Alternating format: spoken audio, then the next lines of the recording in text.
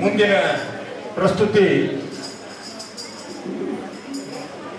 ಕಸ್ತೂರ್ಬಾ ಮಹಿಳಾ ಕಸ್ತೂರ್ಬಾ ಮಹಿಳಾ ಮಂಡಲ ಕುಸುಮನಗರ್ ಅವರು ಗಳಗನಾಥರ ವ್ಯಕ್ತಿ ರೂಪಕವನ್ನು ಪ್ರಸ್ತುತಪಡಿಸುತ್ತಿದ್ದಾರೆ.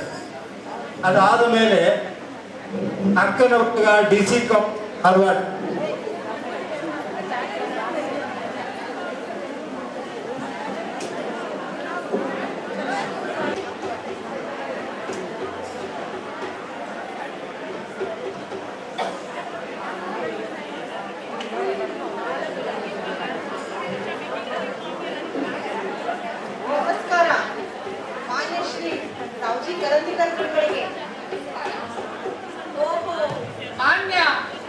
ದೇಶಪಾಂಡೆಯವರು ಬರ್ರಿ ಬರ್ರಿ, ತಮಗೂ ನಮಸ್ಕಾರ. ಬರ್ರಿ ಕೂಡ್ರಿ. ಮತ್ತೆ ಸಮಾಚಾರ? ತಾವು ಧಾರವಾಡನ ಕೇಂದ್ರ ಮಾಡಿಕೊಂಡು ಕನ್ನಡದ ಏಳಿಗೆಗಾಗಿ ಮುಂದಾಳತ್ವ ವಹಿಸಿಕೊಂಡು ಕರ್ನಾಟಕ ವಿದ್ಯಾವರ್ಧಕ ಸಂಘ ಸ್ಥಾಪನಾ ಮಾಡಿದ್ರಿ. ಸ್ಥಾಪನಾ ಮಾಡಿ ಈಗ 5-6 ವರ್ಷನೂ ಆಯ್ತು. ಹೌದು ನೋಡ್ರಿ, ಕನ್ನಡಿಗರು ತಮ್ಮ ಇತಿಹಾಸ ಸಂಸ್ಕೃತಿ ತಿಳ್ಕೊಂಡು ಸ್ವಾಭಿಮಾನಿಗಳಾಗಿ ಇರ್ಬೇಕಂತನ ಈ ಸಂಘದ ಉದ್ದೇಶ. ಹಂಗ ಹಲವು ಸಮರ್ಥ ಲೇಖಕರನ್ನ ಉತ್ಸಾಹಿ ಲೇಖಕರನ್ನ ಮುಂದೆ ತರೋ ಕೆಲಸನೂ ಆಗ್ಯದ ಇಲ್ಲಿ. ಹೌದು. ಆದ್ರ ಈಗ ನಾವು ಯಾವುದೋ ಒಂದು ವಿಶೇಷ ಕಾರ್ಯದ ಸಲುವಾಗಿ ಬಂದಂತ ಕಾಣ್ತದ. ಸರಿಯಾಗಿ ಊಹೆ ಮಾಡಿದ್ರಿ ನೀವು. ಕರ್ನಾಟಕ ವಿದ್ಯಾವರ್ಧಕ ಸಂಘದ ವಾರ್ಷಿಕೋತ್ಸವ ಮುಂದದ ಅಲ್ಲ, ಅದಕ್ಕ ಒಂದು ಸ್ಪರ್ಧಾ ಏರ್ಪಡಿಸ್ಬೇಕಂತ ಮಾಡೇವಿ. ಯಾವ ಸ್ಪರ್ಧಾ ಮಾಡ್ಬೇಕಂತೀರಿ? ಕಾದಂಬರಿ ಸ್ಪರ್ಧೆ ಏರ್ಪಡಿಸ್ಬೇಕಂತ ಮಾಡೇವಿ. ಈಗ ನೋಡ್ರಿ, ಇಲ್ಲಿವರೆಗೆ ಕನ್ನಡ ಸಾಹಿತ್ಯ ರಚನೆಯೊಳಗ ಗದ್ದಲ ಬಳಕೆ ಅಷ್ಟಾಗಿ ಇಲ್ಲ, ಅಂದ್ರ ಕಥಿ ಕಾದಂಬರಿ ಅಷ್ಟಾಗಿ ಇಲ್ಲ. ಅಲ್ರಿ ಸರ, ಮೈಸೂರಿನ ಕಡೆ ಬಿ ವೆಂಕಟಾಚಾರ್ಯರು ಬಂಗಾಳಿಂದ ಭಾಷಾಂತರ ಮಾಡಿ ಕಾದಂಬರಿ ಬರ್ದಾರಲ್ಲ. ಹೌದು, ಆದ್ರ ಆ ಕಡೆ ಭಾಷೆ ಈ ಕಡೆ ಜನರಿಗೆ ಅಷ್ಟಾಗಿ ಇಷ್ಟ ಇಲ್ಲ. ನಮ್ ಕಡೆ ಅಂದ್ರ ಶಿವಮೊಗ್ಗ ಒಬ್ರು ಬರೀತಾರ, ಅವ್ರು ಬಿಟ್ರ ಮತ್ತೆ ಯಾರಾದಾರ? ಓಹೋ, ಅದಕ್ಕ ಕಾದಂಬರಿ ಬರೆಯೋ ಸ್ಪರ್ಧಾ ಏರ್ಪಾಡು ಮಾಡ್ಬೇಕಂತೀರೇನು? ಶಕ್ತಿಯುತ ಕಾದಂಬರಿಕಾರರನ್ನ ಹುಡುಕಿ ಸೃಷ್ಟಿಸಿ ಜನರಿಗೆ ಕೊಡ್ಬೇಕಾಗ್ಯದ. ಬಹಳ ಚಲೋ ವಿಚಾರದ ನಿಮ್ದು. ಅಂದಂಗ ಒಬ್ಬ ಪ್ರತಿಭಾವಂತ ವಿದ್ಯಾರ್ಥಿ ಇದ್ದ ನೋಡ್ರಿ, ಅವ ನಿಮ್ಮ ವಿದ್ಯಾರ್ಥಿನೂ ಆಗಿದ್ದ, ವೆಂಕಟೇಶ್ ಅಂತ. ಆ ವೆಂಕಟೇಶ್ ಕಿಂಕೋ ಕುಲಕರ್ಣಿ ಇದ್ನಲ್ಲ, ಅವನ ಬಗ್ಗೆ ಹೇಳ್ತಾ ಇದ್ದೀರಿ ನೀವು? ಅವನ ನೋಡ್ರಿ, ಈಗ ಇಲ್ಲೇ ನರೇಂದ್ರದಾಗ ಮಾಸ್ತರ್ ಆಗ್ಯಾರ. ಈಗ ಸದ್ಯಕ್ಕ ಇಲ್ಲಿ ಬರೋರು ಅದಾರ. ಆಳ ಒಳ್ಳೇದಾದ ನೋಡ್ರಿ. ವೆಂಕಟೇಶ್ ಕಿಂಕೋ ಕುಲಕರ್ಣಿ ಪ್ರತಿಭಾವಂತ, ಬಹಳ ಶ್ರದ್ಧೆ, ಹಂಗ ಸತತ ಪ್ರಯತ್ನ ಕೂಡ ಮಾಡೋರು. ಅವಶ್ಯ ಅವ್ರ ಕಡೆಯಿಂದ ಒಂದು ನೀವು ಕಾದಂಬರಿನ ಬಳಸಲೇಬೇಕು. ಇನ್ನು ನಾನು ಹೋಗ್ಬಹುದಾದ ಕಡೆ? ಆಯ್ತು ದೇಶಪಾಂಡೆ ಅವರ, ನಾನು ಸ್ವಲ್ಪ ತರಗತಿಗಳ ಕಡೆಗೆ ಹೋಗ್ಬರ್ತೇನೆ. ನಮಸ್ಕಾರ. ವೆಂಕಟೇಶ್ ಕುಲಕರ್ಣಿ ಟ್ರೈನಿಂಗ್ ಕಾಲೇಜಿಗೆ ಬರುವಾಗ ದಾರಿಯಲ್ಲಿ ಅವರ ಹಳೆಯ ಸ್ನೇಹಿತ ಸಿಗುತ್ತಾರೆ.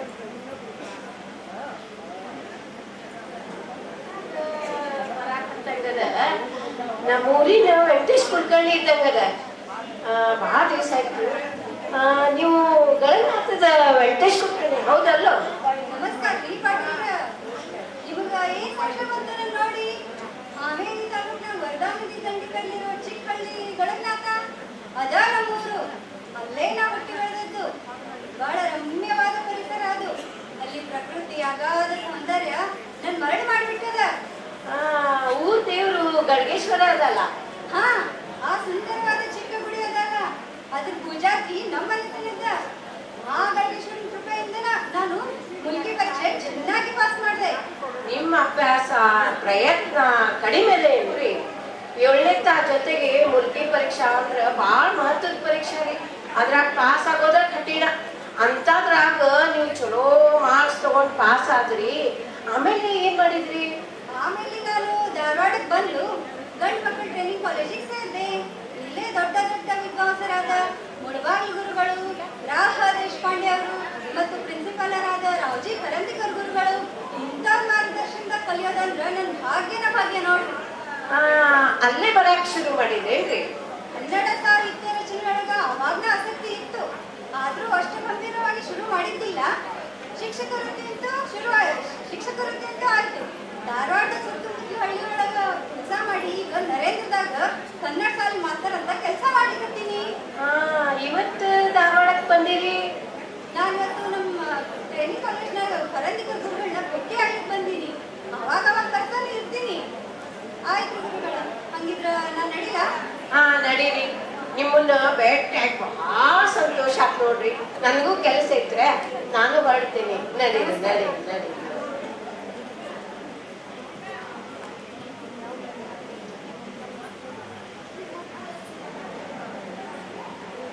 ನಮಸ್ಕಾರ ಗುರುಗಳಿಗೆ. ನಮಸ್ಕಾರ. ನಿಮ್ಗ ಈಗ ನಾವು ಬಂದಿದ್ದು ತೊಂದ್ರೆ ಇಲ್ಲ ಅನ್ಕೋತೀನಿ. ಬರ್ರಿ ವೆಂಕಣ್ಣ ಬರ್ರಿ. ನೆನೆದವ್ರ ಮಣದಾಗ ಅಂದಂಗ ಬಂದ್ರು ನೋಡ್ರಿ. ಅದೇನ್ರಿ ಗುರುಗಳ, ನೀವು ನನ್ನ ನೆನೆಸ್ಕೊಂಡ್ರಿ? ಈಗ ಶ್ರೀಮಾನ್ ರಾಹ ದೇಶಪಾಂಡೆ ಅವ್ರು ಬಂದಿದ್ರು. ಕರ್ನಾಟಕ ವಿದ್ಯಾವರ್ಧಕ ಸಂಘದ್ದು ವಾರ್ಷಿಕೋತ್ಸವ ಅದಂತ, ಅದಕ್ಕ ಕಾದಂಬರಿ ಬರೆಯೋ ಸ್ಪರ್ಧಾ ಏರ್ಪಡಿಸ್ತಾರಂತ. ಅದಕ್ಕ ನೀವು ಒಂದು ಕಾದಂಬರಿ ಬರೆದು ಕೊಡ್ಬೇಕಂತ ನಾವಿಬ್ರು ಮಾತಾಡ್ತಿದ್ವಿ ನೋಡ್ರಿ. ನಾನು ಕಾದಂಬರಿ ಬರಿಬೇಕಾ? ಹೌದು, ನಿಮ್ಮಿಂದ ಸಾಧ್ಯ ಅದ. ಕನ್ನಡದ ಪ್ರಥಮ ಸ್ವತಂತ್ರ ಕಾದಂಬರಿಕಾರ ನೀವಾಗ್ಬೇಕು. ಗುರುಗಳೇ, ನಿಮಗೆ ನನ್ನ ಮೇಲೆ ಇದ್ದ ವಿಶ್ವಾಸ ನನಗೆ ನನ್ನ ಮೇಲೇನೆ ಬರ್ತಾ ಇಲ್ಲ. ಹೆದರ್ಬೇಡ್ರಿ ಕುಲ್ಗಣ್ಣರ, ಇವತ್ತಿನಿಂದ ಪ್ರಯತ್ನ ಶುರು ಮಾಡ್ರಿ, ಸಾಧ್ಯ ಆಗೇ ಆಗ್ತದ. ಆಯ್ತು ಗುರುಗಳೇ, ನಿಮ್ಮ ಆಶೀರ್ವಾದದಿಂದ ನಾನು ಇವತ್ತಿಂದ ಪ್ರಯತ್ನ ಮಾಡಕ್ಕೆ ಶುರು ಮಾಡ್ತೀನಿ. ಆಯ್ತು. ಹೀಗೆ ಕನ್ನಡದ ಪ್ರಥಮ ಕಾದಂಬರಿ ಜನ್ಮ ತಳೆಯಿತು.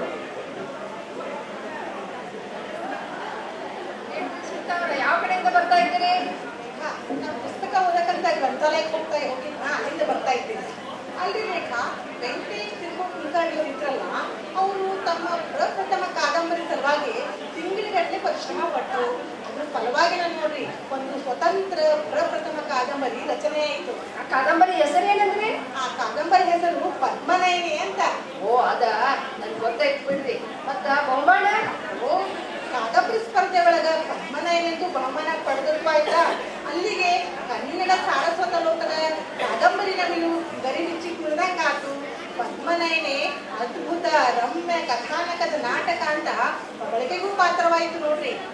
ಈ ಕಾದಂಬರಿ ಶೃಂಗಾರ, ವೀರ, ಶೋಕ, ಅದ್ಭುತ ರಸಗಳಿಂದ ಕೂಡಿದ ಕಾದಂಬರಿ ಇದು. ಈ ಕಥೆಯ ಕೇಂದ್ರ ವಸ್ತು ಸಣ್ಣದು. ಉಳಿದಂಗ ಅಲ್ಲಲ್ಲಿ ಕೆಲವು ಕಡೆ ಬೇರೆ ಕಾದಂಬರಿಗಳ ಸಹಾಯ ಪಡೆದೇನೆ ಅಂತ ಕಳಗನಂತ ಹೇಳ್ಯಾರಲ್ಲ. ರೇಖಾ, ನೀವು ಹೇಳಿದ್ದು ಸರಿನೇ ಅದ. ಅಂದಂಗ ವೆಂಕಟೇಶ್ ಕುಲಕರ್ಣಿ ಬರ್ಕೋತ ಸಾಹಿತ್ಯ ಕೃಷಿ ಮಾಡಿ ಬೆಳಗನಾಥ ಕಾದಂಬರಿಕಾರ ಅಂತ ಪ್ರಸಿದ್ಧಿ ಹೌದು ನೋಡ್ರಿ. ತಮ್ಮ ಹೆಸರಿನೊಂದಿಗೆ ತಾವು ಪ್ರಸಿದ್ಧಿಯಾಗಿ ನೀವು ಕೀರ್ತಿ ತಂದ್ರು ನೋಡಿ. ಹೌದು ನೋಡ್ರಿ. ರೇಖಾ, ಒಂದ್ಸತಿ ನಾವು ಹೋಗೋಣನ್ರಿ. ಹೋಗೋಣ್ರಿ, ಭಾಳ ಚಂದ ಐತಂತ ಹೋಗಿ ನೋಡ್ಬಾರ್ದು ನೋಡ್ರಿ ನಾವೆಲ್ಲ. ಈಗ ನಾವೆಲ್ಲ ಗೊಂದಲಕ್ಕೆ ಹೋಗಿ ಬರೋಣ ಒಂದು ತಕ್ಷಣ.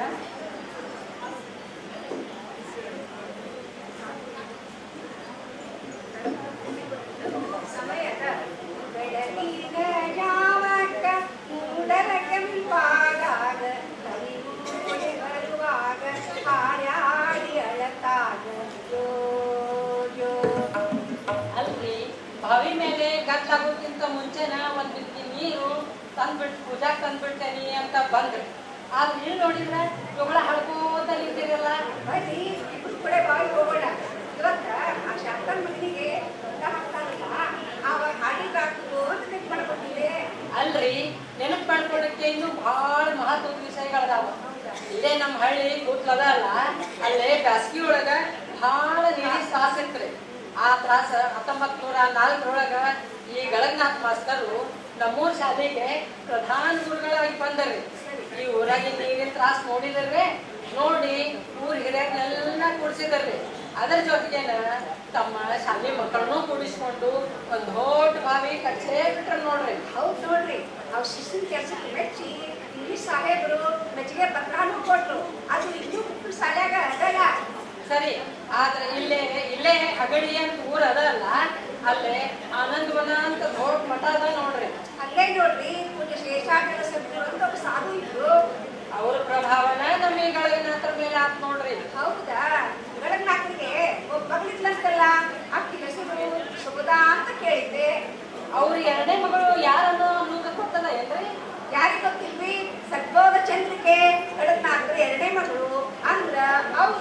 ಶ್ರೇಷ್ಠಾಚಾರ್ಯ ಗುರುಗಳ ಜೊತೆ ಚರ್ಚೆ ಮಾಡಿ ಆಧ್ಯಾತ್ಮಿಕ ಸಾಮಾಜಿಕ ಮಾಸಪತ್ರಿಕೆ ಪ್ರಕಟಣೆ ಪ್ರಾರಂಭ ಮಾಡಿದ್ರು.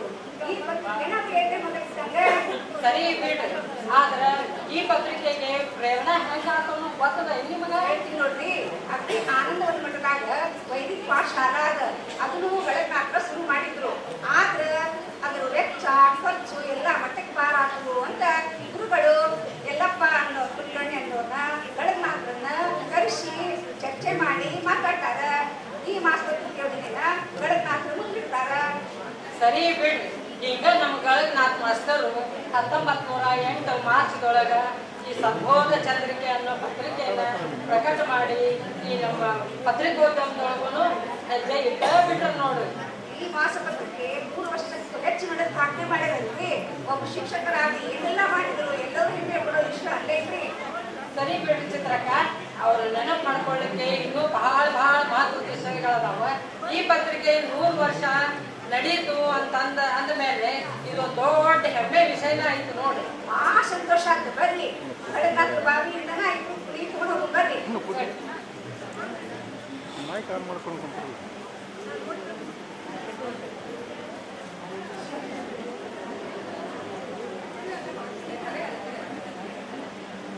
ಅಲ್ರಿ ಛಾಯಾ, ನಾವು ಇವತ್ತ ಆನೂರ್ ವೆಂಕಟರಾವ್ ಭವನಕ್ಕೆ ಬರ್ತೀರಾ?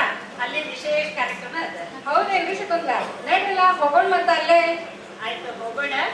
ನಾನು ಬರೋವಾಗ ನಿಮ್ಗೆ ಏನೋ ಹೇಳಿಕತ್ತಿದ್ನಲ್ಲ, ಗಳಗನಾಥರ ಬಗ್ಗೆ ನಾವು ಚರ್ಚೆ ಮಾಡ್ಲಿಕ್ಕತ್ತಿದ್ವಲ್ಲ ಏನು? ಅಂದ್ರೆ ನಾ ಹೇಳಿದ್ದೆ ನೀವು ಕೇಳಿಸ್ಕೊಳ್ಳಿಕತ್ತೀರಿ ಅಂತ ಆಯ್ತು. ಈಗ ಸದ್ಬೋಧ ಚಂದ್ರಿಕೆ ಅಂತಂದ್ರೆ ನಿಮ್ಗೆ ಗೊತ್ತದಲ್ಲ? ಗೊತ್ತದಲ್ಲ, ಅದೇ ಅಗಡಿ ಆನಂದವನ್ನ ಆಶ್ರಮದೊಳಗ ಪತ್ರಿಕೆ ಮಾಸಪತ್ರಿಕೆ ಗಳಗನಾಥರು ಪ್ರಾರಂಭ ಮಾಡಿದ್ರಲ್ಲ, ಅದ ಹೌದಲ್ಲ? ಅದೇ.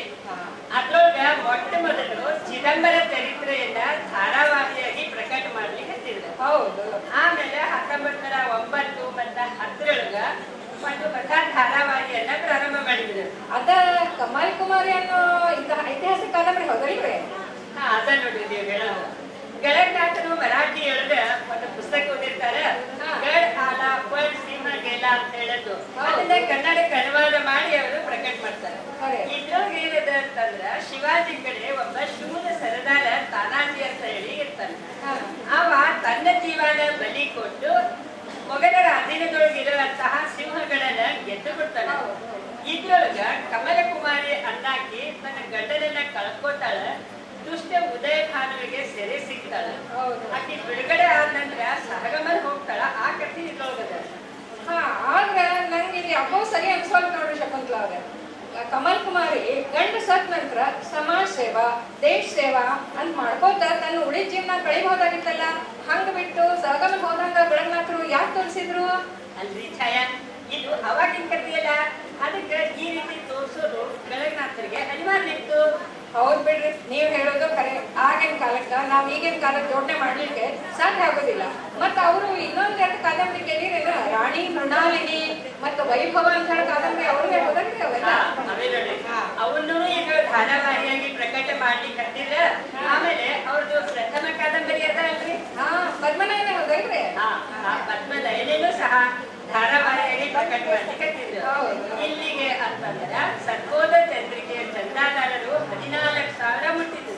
14,000 ಅದು ಆಗಿನ ಕಾಲಕ್ಕ ಬಹಳ ಹೆಮ್ಮೆ ವಿಷಯ ನೋಡ್ರಿ. ಆದ್ರ ಮುಂದ ನಾ ಬ್ಯಾರೆ ವಿಷಯ ಏನೋ ಕೇಳಿದೆ.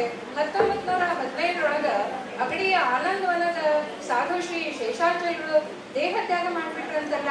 ಮುಂದ ಗಳಗನಾಥರು ಏನ್ ಮಾಡಿದ್ರು? ಅಯ್ಯೋ, ಏನ್ ಮತ್ತೆ ಕೇಳ್ತೀರಿ ಛಾಯಾ?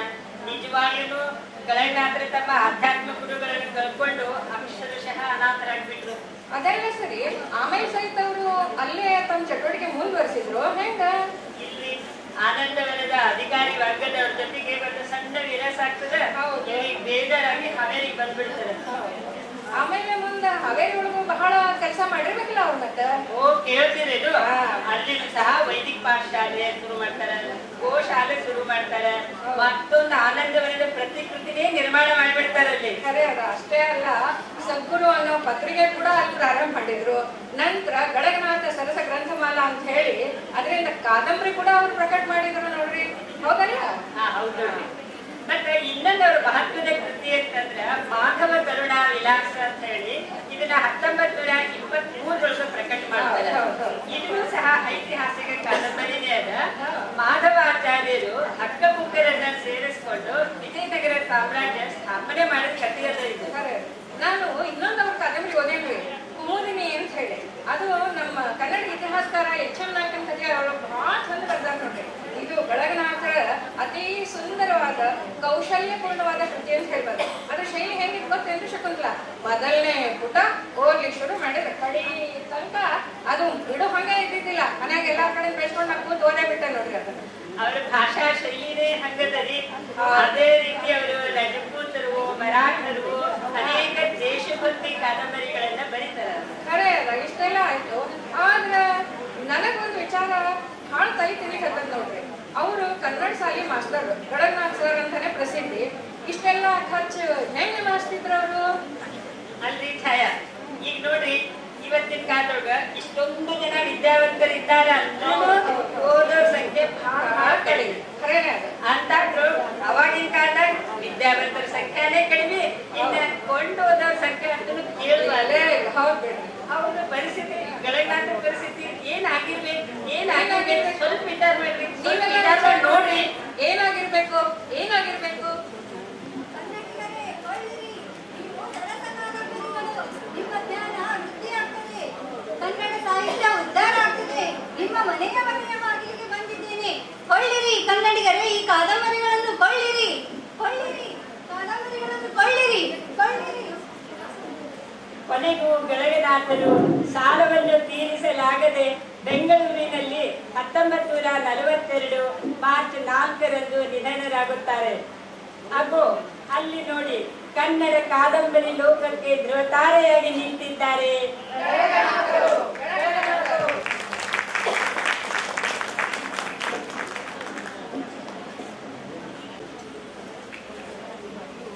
ಇದಕ್ಕೆ ಈ ರೂಪಕಕ್ಕೆ ವಿಷಯ ವಸ್ತುವನ್ನು ಒದಗಿಸಿದವರು ಮಾನ್ಯ ಶ್ರೀ ಪ್ರೊಫೆಸರ್ ದುಷ್ಯಂತ ನಾಡಗೌಡರು.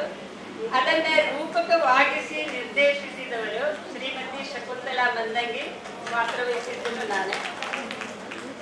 ಆಮೇಲೆ ಮತ್ತೆ ಇತರೆ ಪಾತ್ರವರ್ಗದವರು ಶ್ರೀಮತಿ ಛಾಯಾ ಅಷ್ಟಪುತ್ರಿ, ಸುನೀತಾ ವಾಸರರ್, ಕವಿತಾ ಹುಣಸಿಮರನ್, ಶಿಲ್ಪಾ ಹುಣಸಿಮರನ್, ಚಿತ್ರಾ ನಾಗಳಿ, ಆರ್ ನಿರ್ಮಲಾ, ರೇಖಾ ನಾಡಗೌಡ್, ರೂಪಾ ವೀರೇಶನ್ ಅವರು. ಧನ್ಯವಾದ.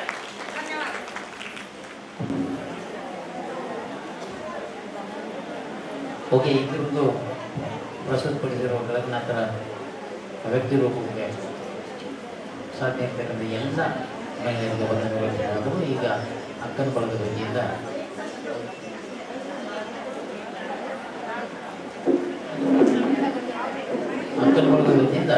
ಈಗ ಅಕ್ಕ ಮಹಾದೇವಿ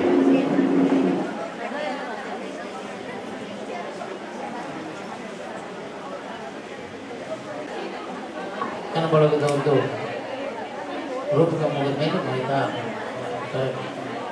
ಮಮತಾ ಮಹಿಳಾ ಮಂಡಳ ನಾರಾಯಣವಾಡಿಗಳಿಂದ ಡೆಪ್ಯೂಟಿ ಚನ್ನಬಸಪ್ಪ ವ್ಯಕ್ತಿ ರೂಪಕ.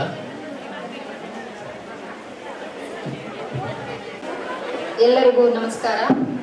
ಈ ಕನ್ನಡ ನಾಡು ನುಡಿ ಸಂಸ್ಕೃತಿಯನ್ನು ಎತ್ತಿ ಹಿಡಿದ, ವಚನ ಸಾಹಿತ್ಯವನ್ನು ನೀಡಿದ ಶ್ರೇಷ್ಠ ಸಾಹಿತಿ ಶರಣೆ ಅಕ್ಕ ಮಹಾದೇವಿಯನ್ನು ಕುರಿತು ಒಂದು ಸಂಗೀತ ರೂಪಕವನ್ನು ನಾವು ಅಕ್ಕನ ಬಳಗ ಮೃತ್ಯುಂಜಯ ಅಪ್ಪಗಳ ಭವನ DC ಕಾಂಪೌಂಡ್ ಧಾರವಾಡ ಇವರು ಪ್ರಸ್ತುತಪಡಿಸುತ್ತಿದ್ದೇವೆ.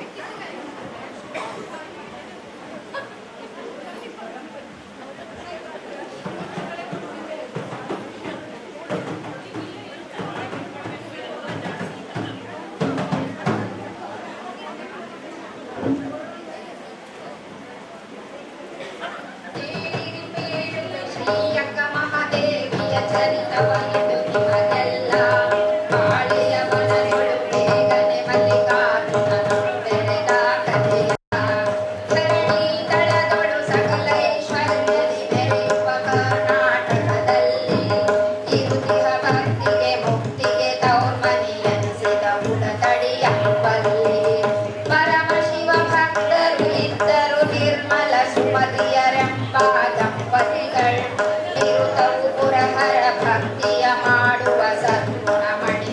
ಬಲ್ಲರುಗಳು ಇರುತ್ತಿರೆ ಪರತರ ಪುತ್ರಿಯ ಪಡೆಯುವ ಬಯಕೆಯು ಅವರೊಳ್ ಬಲವಾಗೆ ಕಿರಿಸುತೆಯನ್ನು ಕೈ ಮುಗಿಯುತ್ತ ಪೂಜಿಸಿ ಪೊಗಳುತ್ತ ಬೇಡಿದರವರಾಗೆ ಪೊಗಳುತ್ತ ಬೇಡಿದರವರಾಗೆ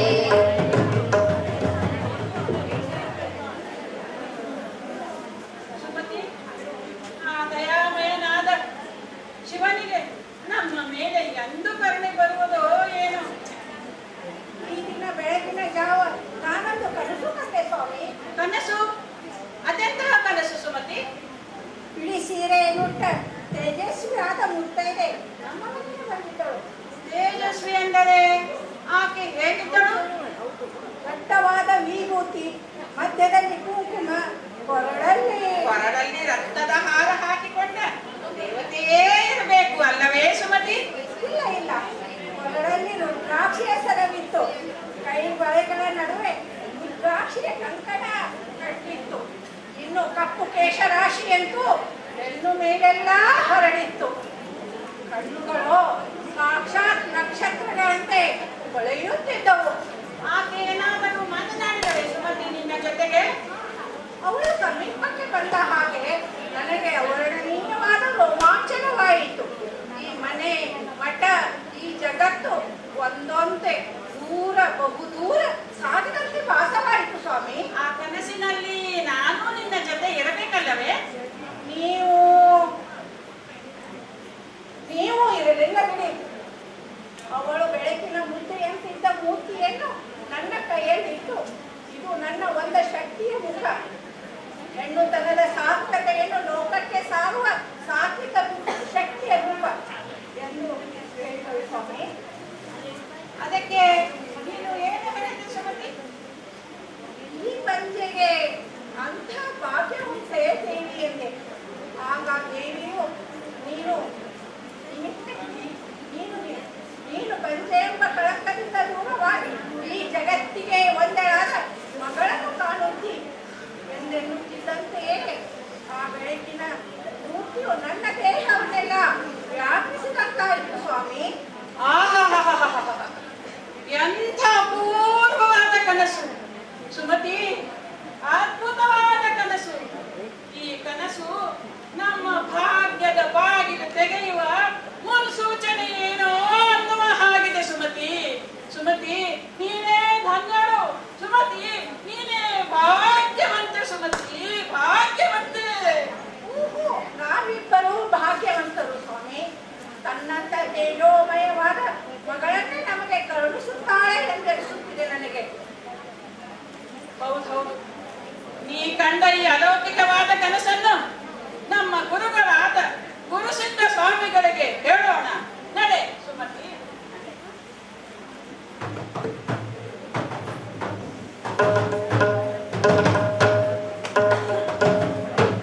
ಪಾರ್ವತಿ ಪ್ರಸಾದದಿಂದಲೇ ಸುಮತಿಯು ಗರ್ಭವ ಧರಿಸುತ್ತಿರಲಂದು ಪೂರ್ವಿಗೆ ಬಿಗಿದ ಪಾರ್ವತಿಯ ಅಂಶವೇ ಮುಗಿಸಿ ಕೂಡ ತಡಿಯೊಳಗಂದು ಕರೆದರು ನಾರಿಯರೆಲ್ಲರೂ ನೆರೆಯುತ್ತ ಅಕ್ಕ ಮಹಾದೇವಿಯು ಎಂದು ತೆರೆದರು ಬಿಕ್ಕನೆ ಅಕ್ಕನ ಲೌಕಿಕ ಕಾಂತಿಯ ಕಾಣುತ್ತ ಜನರಂದು ಹೀಗಿರೆ ಕೌಶಿಕ ರಾಜನು ಬಂದನು ಊರೊಳು ವೈಹಾಳಿಗೆಯಂದು ಸಾವಿರಿ ಕಂಡನು ಸೌಂದರ್ಯದ ನಿಧಿ ಶ್ರೀ ಮಹಾದೇವಿಯ ಅವನಂದು ಶ್ರೀ ಮಹಾದೇವಿಯ ಅವನಂದು.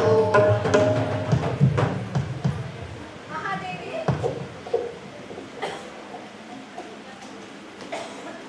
ಮಹಾದೇವಿ, ನಿನ್ನ ಪೂಜೆ ಇನ್ನೂ ಮುಗಿಯಲಿಲ್ಲವೇ? ಪರಸ್ತ್ರೀಯೊಬ್ಬಳು ಹೀಗೆ ಪೂಜೆಯಲ್ಲಿ ನಿರತನಾದಾಗ ಕೂಗಿ ಕರೆಯಲು ನಿಮಗೆ ನಾಚಿಕೆ ಆಗುವುದಿಲ್ಲವೇ? ಮಹಾರಾಜನಾದ ತಮಗೆ ಇದು ಯೋಗ್ಯವೇ? ನೀನು ಪರಸ್ತ್ರೀ ಎಂದು ನಾನು ಭಾವಿಸೇ ಇಲ್ಲ ಮಹಾದೇವಿ. ನೀವು ಏನನ್ನಾದರೂ ಭಾವಿಸಿರಬಹುದು, ಆದರೆ ನಾನು ಒಪ್ಪಬೇಕಲ್ಲವೇ? ಭವಿಯನ್ನು ಮದುವೆಯಾಗಲಾರೆ, ಭಕ್ತನಾದರೆ ಮಾತ್ರ ಮದುವೆಯಾಗುವುದೆಂದು ಹೇಳಿ ಕಳಿಸಿದ ಮಾತುಗಳನ್ನು ಮಂತ್ರಿಗಳು ತಮಗೆ ಹೇಳಿರಬೇಕಲ್ಲವೇ? ಹೌದು ಮಹಾದೇವಿ, ನೀನು ಹೇಳಿ ಕಳುಹಿಸಿದ ಮಾತುಗಳು ನನ್ನನ್ನು ಶೂಲದಂತೆ ಇರಿದು ಘಾಸಿಗೊಳಿಸಿವೆ. ಆದರೆ ಏನು ಮಾಡಲಿ ಮಹಾದೇವಿ, ಬಾಲ್ಯದಿಂದ ಹುಚ್ಚನಾಗಿದ್ದೇನೆ. ನನ್ನ ಮೇಲೆ ಇಷ್ಟು ಕಠೋರಳಾಗಬೇಡ ಮಹಾದೇವಿ. ಕರುಣೆಗೋರೆಂದು ಬೇಡಿಕೊಳ್ಳುತ್ತೇನೆ. ನೀವು ಬೇಡುತ್ತಿರುವುದು ಈ ನನ್ನ ದೇಹ ಸೌಂದರ್ಯವನ್ನೇ ವಿನಃ ನನ್ನ ಪ್ರೇಮವಲ್ಲ. ನಿಮ್ಮ ಈ ಲಾಲಸೆಯಿಂದ ನಿಮ್ಮ ಕೇಡನ್ನು ನೀವೇ ಬಯಸುತ್ತೀರಿ. ನಿಮ್ಮಲ್ಲಿ ಎಳ್ಳೆನಿತೂ ಪ್ರೇಮವಿಲ್ಲ. ಅಪಾರವಾದ ಕನಿಕರವಿದೆ ಮಹಾರಾಜ, ಕನಿಕರವಿದೆ. ಕನಿಕರವೇಕೆ ಮಹಾದೇವಿ? ನೋಡು, ನನ್ನ ಈ ಸೌಂದರ್ಯವನ್ನು ನೋಡು. ನೀನು ಬೇಡುವ ಸಕಲ ಐಶ್ವರ್ಯಗಳನ್ನು ತಡೆಯದೆ ತಂದುಕೊಡಬಲ್ಲ ಈ ಭೂಪನಲ್ಲಿ ಏನು ಕುಂದಿದೆ ಎಂದು ವಿಮಾನುರವಲ್ಲ ಎನ್ನುತ್ತೀಯ ಮಹಾದೇವಿ. ನಿಮ್ಮ ಈ ಕ್ಷಣಿಕ ಕ್ಷುಲ್ಲಕ ಬೇಡಿಕೆಗಳನ್ನು ಈಡೇರಿಸಲು ನನ್ನಿಂದ ಸಾಧ್ಯವಿಲ್ಲ. ನನ್ನ ಸರ್ವಸ್ವವನ್ನೆಲ್ಲ ಆ ಚನ್ನಮಲ್ಲಿಕಾರ್ಜುನನಿಗಿತ್ತು ವಿರಾಗಿಯಾಗಿದ್ದೇನೆ ರಾಜ, ವಿರಾಗಿಯಾಗಿದ್ದೇನೆ. ವಿರಾಗಿ ವಿರಾಗಿ ಸುಖ ಸಿಗದೆ ಹುಚ್ಚರಾದವರು ಮಾತ್ರ ವಿರಾಗಿಗಳಾಗುತ್ತಾರೆ. ನಿನ್ನಂತಹ ಮುಗ್ಧ ಕೋಮಲೆಯರಲ್ಲ ಮಹಾದೇವಿ. ಆ ದೇವರ ಮೇಲಿಟ್ಟ ಪ್ರೇಮವನ್ನು ನನ್ನ ಮೇಲಿಟ್ಟು ಬಾ, ಇಲ್ಲಿ ಈ ತಾಣದಲ್ಲಿ ಪ್ರೇಮ ಸ್ವರ್ಗವನ್ನು ಕಟ್ಟೋಣ. ಬಾ ಮಹಾದೇವಿ, ಬಾ. ಬೇಡ ಬೇಡ ಕೌಶಿಕ ಮಹಾರಾಜ, ನನ್ನನ್ನು ಅನ್ಯಾಯವಾಗಿ ಮುಟ್ಟಿ ಕೆಡಬೇಡ. ಕೆಂಡವನ್ನು ಮುದ್ದಿಸುವ ಪತಂಗವಾಗುತ್ತಿ. ಜೋಕೆ, ನಿನಗೆ ಕೇಳು ತಪ್ಪದು. ಸರಿ ಹಿಂದಕ್ಕೆ ನಿಲ್ಲು, ನಿಲ್ಲು. ಒಂದು ಹೆಜ್ಜೆ ಮುಂದೆ ಇಟ್ಟರೆ ನಿನಗೆ ಆ ಚನ್ನಮಲ್ಲಿಕಾರ್ಜುನ ಮೇಲಾಣೆ. ಕೇಳು, ನನಗೆ ಕೇಳು ತಟ್ಟುವುದೇ? ತಟ್ಟಲಿ ತಟ್ಟಲಿ. ಮುಂದಿನ ಕೇಳಿಗಂಜಿ ಎಲೆ ಸುಂದರಿ, ನಿನ್ನ ಪಡೆಯುವ ಈ ಪುಣ್ಯವನ್ನು ಇಂದು ಬಿಟ್ಟು ಬಿಡಲಾರೆ ಮಹಾದೇವಿ. ಮಹಾದೇವಿ, ಬಾ ಮಹಾದೇವಿ. ಅಯ್ಯೋ, ಉರಿ ತಾಡಲಾರೆ ಉರಿ. ನೋಡು ಅರಸ, ನೋಡು, ಕಣ್ಣು ತೆರೆದು ನೋಡು. ಅಮೇದ್ಯದ ಹಡಿಕೆ, ಮೂತ್ರದ ಕುಡಿಕೆ, ಎಲುವಿನ ತೊಡಿಕೆ, ಕೀವಿನ ಹಡಿಕೆ, ಸುಡಲಿ ದೇಹವ ಒಡಲ ಬಿಡಿದು ಕೆಳಗಿರು ಆ ಚನ್ನಮಲ್ಲಿಕಾರ್ಜುನನ ಅರಿ ಮರುಳೆ ಅರಿ. ಉರಿ ತಾಳಲಾರೆ. ಎಂತ ಕೆಲಸ ಮಾಡಿಬಿಟ್ಟಿ ಮಗಳೇ? ಹೀಗೇಕೆ ಮಾಡಿದೆ? ಇದೇನ ಮಗಳೇ, ಹುಚ್ಚು ತೆಚ್ಚು ಹಿಡಿದಿಲ್ಲವಷ್ಟೇ. ಅಪ್ಪ, ಹುಚ್ಚು ಹಿಡಿದಿದೆ ಅಪ್ಪ, ಹುಚ್ಚು ಹಿಡಿದಿದೆ. ನೀವು ಮದುವೆ ಎನ್ನುತ್ತಿದ್ದೀರಲ್ಲ, ನನ್ನ ಗಂಡ ಚನ್ನಮಲ್ಲಿಕಾರ್ಜುನನನ್ನು ಹುಡುಕಿಕೊಂಡು ಬರುವ ಹುಚ್ಚಿನಿಂದ ಹೊರಟಿದ್ದೇನೆ ಅಪ್ಪ. ಅಯ್ಯೋ ನನ್ನ ಕನ್ನಮ್ಮ, ನಮ್ಮನ್ನು ಬಿಟ್ಟು ಅಷ್ಟು ದೂರ. ನಿನ್ನ ಜೊತೆಗೆ ಯಾರು? ಊಟಕ್ಕೆ ಏನು ಮಾಡುವೆ ಮಗಳೇ? ಅಪ್ಪ ಅವ್ವ, ಹಸಿವಾದೊಡೆ ಭಿಕ್ಷಾನ್ನಗಳು, ತೃಷೆಯಾದೊಡೆ ಕೆರೆ ಹಳ್ಳ ಬಾವಿಗಳು, ಶಯನಕ್ಕೆ ಹಾಳು ದೇಗುಲಗಳು. ಎನ್ನ ಆತ್ಮ ಸಂಗಾತಕ್ಕೆ ಚನ್ನಮಲ್ಲಿಕಾರ್ಜುನನುಂಟವ, ಚನ್ನಮಲ್ಲಿಕಾರ್ಜುನನುಂಟು. ಚಿಂತಿಸಬೇಕು. ನಿಮ್ಮೆಲ್ಲರ ಕರುಣೆಯ ಶಿಶುವಾಗಿ ಬಾಳುವಂತೆ, ಗುರಿಯ ಗಿರಿಯನ್ನು ತಲುಪುವಂತೆ ನನ್ನನ್ನು ಹರಿಸಿರಿ, ಆಶೀರ್ವದಿಸಿರಿ. ಎಲ್ಲರಿಗೂ ಶರಣಾರ್ಥಿಗಳು. ಏನೆಂದರು? ಬಳಿ ಬೇಡವಾದರೆ ಬಿಡು, ನಿನಗೆ ಅನುರೂಪನಾದ ಭಕ್ತನನ್ನೇ ಕರೆತಂದು ಮದುವೆ ಮಾಡುತ್ತೇವೆ ಮಗಳೇ. ಅವ್ವ, ಈ ಲೋಕದಲ್ಲಿ ತನಗೆ ಸ್ಥಿತಿ ನಿಂದೆಗಳು ಬಂದೇ ಬರುವವಲ್ಲ. ಚಿಂತಿಸಬೇಡ. ಬೆಟ್ಟದ ಮೇಲೊಂದು ಮನೆ ಮಾಡಿ ದೂರಗಳಿಗೆ ಅಂಚುಗಳಂತವ್ವ. ಅವ್ವ, ನಾನಿನ್ನು ಬರುತ್ತೇನೆ. ನನ್ನನ್ನು ಆಶೀರ್ವದಿಸಿರಿ ಅವ್ವ. ಮಹಾದೇವಿ, ಮಗಳೇ, ಮಹಾದೇವಿ.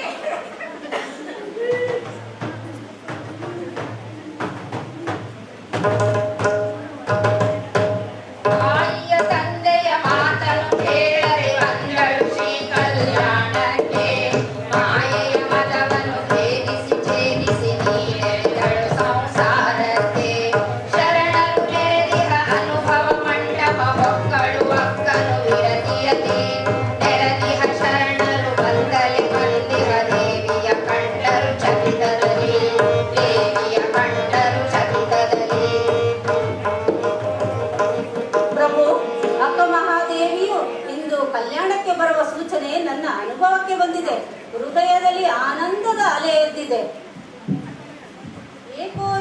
ಪ್ರಭುದೇವರು ಇಂದು ಅಂತರ್ಮುಖಿಗಳಾಗಿದ್ದಾರೆ. ಅಣ್ಣ, ಅಕ್ಕ ಮಹಾದೇವಿಯವರು ಕಲ್ಯಾಣದ ಹೊರವಲಯದ ಬಳಿ ಬರುತ್ತಿದ್ದಾರೆ. ಬೊಮ್ಮಣ್ಣ, ಅಕ್ಕ ಮಹಾದೇವಿಯು ಕಾಮನನ್ನು ಗೆದ್ದಿರುವಳೋ ಇಲ್ಲವೋ ಎಂಬುದನ್ನು ಎಲ್ಲಾ ಶರಣರಿಗೂ ತೋರಿಸಬೇಕಲ್ಲ. ಅದಕ್ಕಾಗಿ ತಾವು ಅಕ್ಕನನ್ನು ಪರೀಕ್ಷೆಗೊಡ್ಡಿ ಗೌರವದಿಂದ ಕರೆದುಕೊಂಡು ಬನ್ನಿ. ಹಾಗೆ ಆಗಲಿ ಅಣ್ಣ, ಹೋಗಿ ಬರುವೆನು. ನಿಮ್ಮ ದಯವಿದೆ. ಅಕ್ಕ ಬರುವಾಗ ಈ ನಡೆಮಡಿಯನ್ನು ಹಾಸುವೆನು.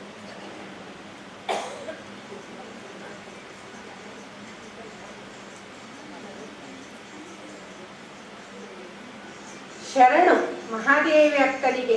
ನಾನೊಬ್ಬ ಭಕ್ತ ಕಿನ್ನರಿ ಬೊಮ್ಮಣ್ಣ ಅಂತ ತಮ್ಮನ್ನೆದುರುಗೊಳ್ಳಲು ಬಂದಿರುವೆನು. ಅಣ್ಣ ಕಿನ್ನರಿ ಬೊಮ್ಮಣ್ಣ, ನಮೋ ನಮ. ಹಿರಿಯರಾದ ತಾವು ಹಿರಿಯರಾದವರಿಗೆ ಶರಣನಿರುವೆ ಅಣ್ಣ. ನಿಮ್ಮನ್ನು ಪರೀಕ್ಷಿಸಲೆಂದು ಬಂದ ನನ್ನ ಮನೋಧರ್ಮವೇ ಬದಲಾಗಿ ಹೋಯಿತು ತಾಯಿ. ಶರಣು ಶರಣು. ಸಂತೋಷ ಅಣ್ಣ ಬೊಮ್ಮಣ್ಣ. ನಿಮ್ಮೆಲ್ಲರ ಪರೀಕ್ಷೆ ಅಗ್ನಿಕುಂಡದಲ್ಲಿ ಹಾಕಿ ನನ್ನನ್ನು ಬೆರಗಿ ಹಚ್ಚಿದರು. ಆಶೀರ್ವದಿಸಿರಿ ಅಣ್ಣ. ಶುದ್ಧ ಪರಂಜಿ ಚಿನ್ನದಂತಿರುವ ಅಕ್ಕ ನಿನ್ನನ್ನು ಪರೀಕ್ಷಿಸುವುದೇ ತಾಯಿ. ಬೇಡ ತಾಯಿ, ಬೇಡ. ಯಾವ ಪರೀಕ್ಷೆಯೂ ಬೇಡ. ಅಣ್ಣ, ಆತ್ಮ ಕಲ್ಯಾಣವನ್ನು ಅರಿಸಿಕೊಂಡು ಬಂದಿರುವ ನನಗೆ ನಿಮ್ಮೆಲ್ಲರ ಶರಣರ ಸಂಘದಲ್ಲಿ ಅನುಭವದ ಪ್ರಾಣ ಪ್ರತಿಷ್ಠೆಯಾಗಬೇಕಿದೆ ಅಣ್ಣ. ನನ್ನೊಳಗಿನ ಸುಳುಹನ್ನು ಅರಿಯಬೇಕಿದೆ. ಹಾಗೆ ಹೋಗುವ ಅಕ್ಕ. ಹೀಗೆ ದಯಮಾಡಿ.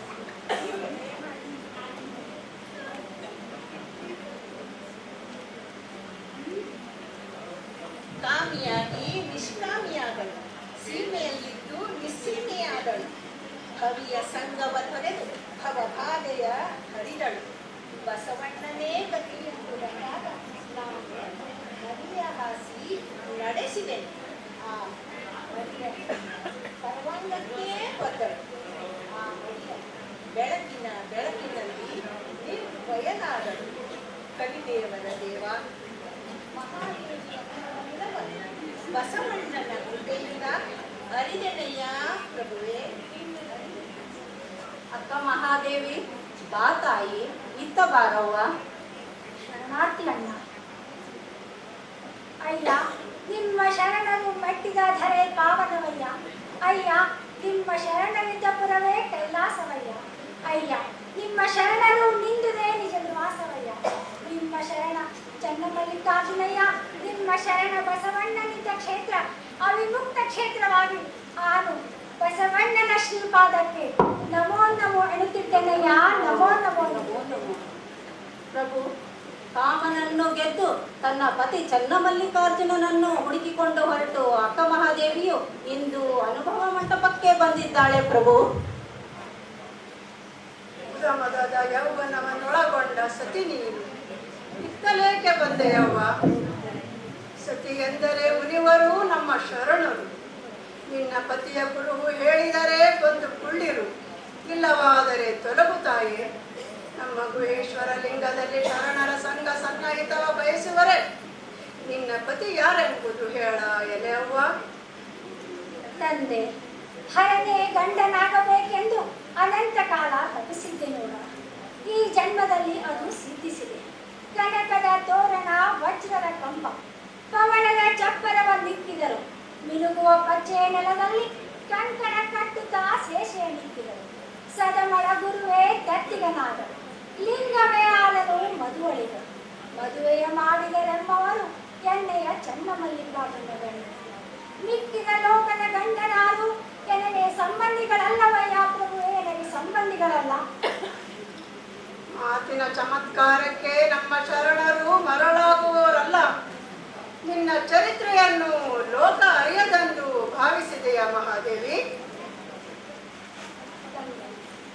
ನಾನು ಚನ್ನಮಲ್ಲಿಕಾರ್ಜುನನಿಗೆ ಮೀಸಲ ಹೇಳಿ ಸಾವ ಕೆಡುವ ಗಂಡರನ್ನೆಂದು ನಾನು ಬಯಸಿದವಳು.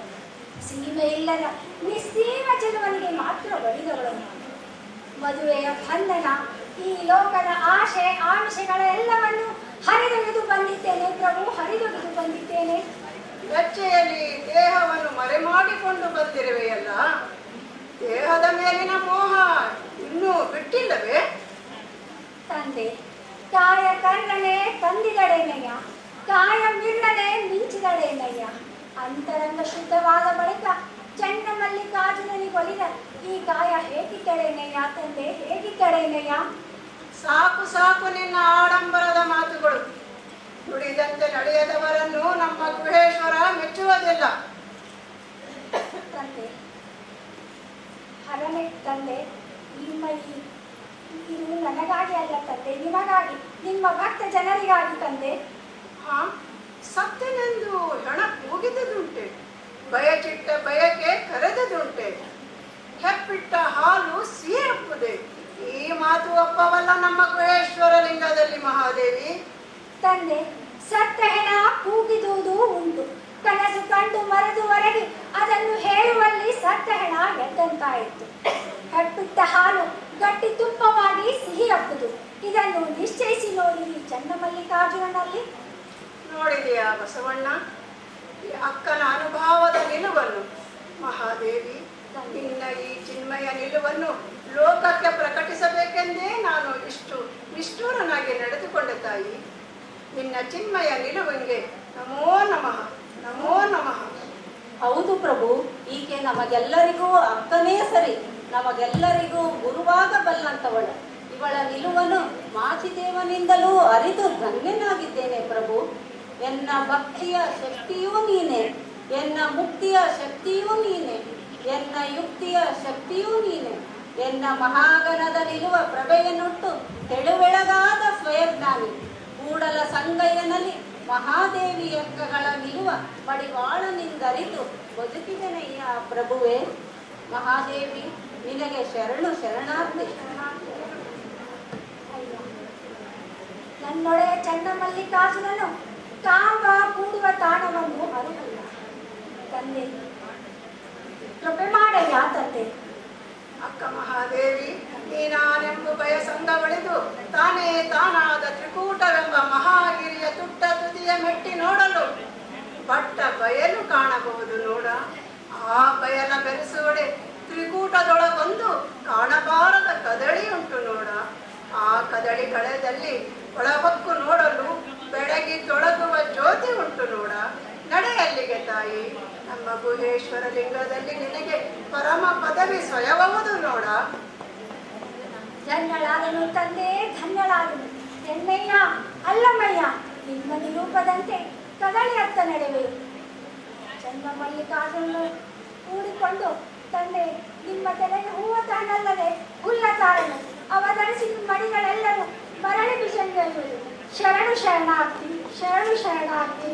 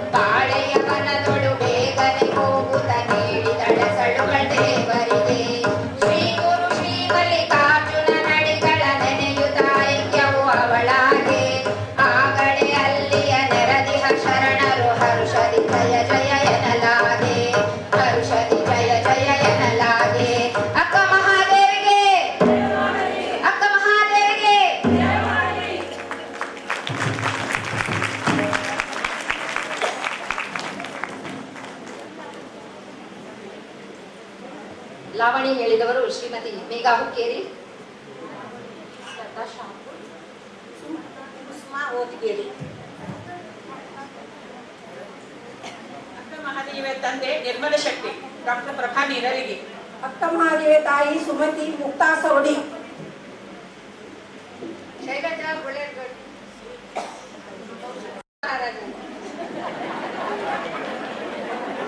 ಬಸವಣ್ಣನಾಗೆ ಶೀಲಾ ಶಾಸ್ತ್ರಿ. ಅಕ್ಕ ಮಹಾದೇವಿಯಾಗಿ ಕಲ್ಪನಾ ಕಟ್ಟಿ. ಕಿನ್ನರಿ ಬೊಮ್ಮಣ್ಣನಾಗಿ ಸುಜಾತ ಕುಂದೂರು. ಅಕ್ಕ ಪೂರ್ವಕವಾಗಿ ನಳಿನಾಕ್ಷಿ ಅರಳರು. ಈ ರೂಪಕವನ್ನು ರಚಿಸಿ ನಿರ್ದೇಶಿಸಿದವರು ಶ್ರೀಮತಿ ನಳಿನಾಕ್ಷಿ ಅರಳಗುತ್ತಿಯವರು.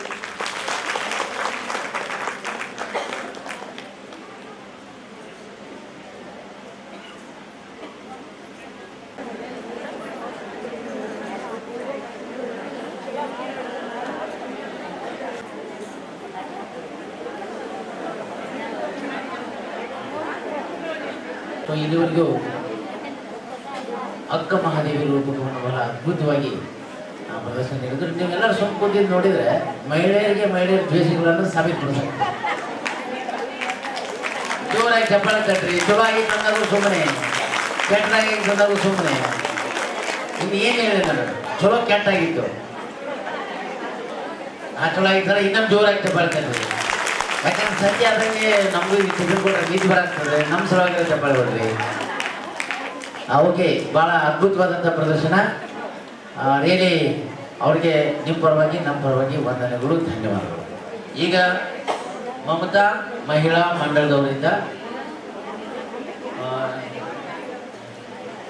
ಡೆಪ್ಯೂಟಿ ಚನ್ನಬಸಪ್ಪ ಅವ್ರಿಗೆ ಇಲ್ಲೇ ಬಾಜುಕದ ಅವ್ರು ಮಾಡಲಿಲ್ಲ ಅಂದ್ರೆ ನಾವು ಹೋಗಿ ನೋಡ್ಕೊಂಡ್ಬರ್ತೀವಿ. ಇಲ್ಲೇ ಅದಾರ ಬಾಜುಕದ, ತಗೊಂಡು ಬರಬೇಕು ಡೆಪ್ಯೂಟಿ ಚನ್ನಬಸಪ್ಪ ಅವರು.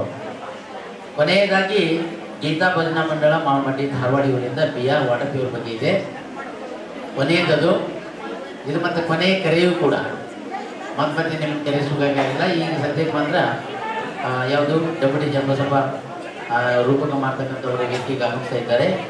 ಆಗಮಿಸಿದ್ರು ಚಪ್ಪಾಳೆ ಹೊಡ್ರಿ, ನಾಟಕ ಮಾಡೋ ಮುಂದೆ ಹೊಡ್ರಿ, ನಾಟಕ ಮುಗಿದ ಮೇಲೆ ಮಾಡೋದು. ಅಂದರೆ ಅವ್ರಿಗೆ ಏನಾಗ್ತೈತೆ, ಹುರುಪಾಗೈತೆ. ಪಾಪ ಮುಖ ಸಪ್ ಇಟ್ಕೊಂಡು ಬಂದ್ಬಿಟ್ರೆ ಅಂದರೆ ಅದು ರೂಪಕ, ಅದು ಅಳು ರೂಪಕ ಆಗಿಬಿಡುತ್ತೆ. ಸೊ ಈಗ ಡೆಪ್ಯೂಟಿ ಚನ್ನಬಸಪ್ಪ, ನಂತರ BR ವಾಟಪಿಯವ್ರು.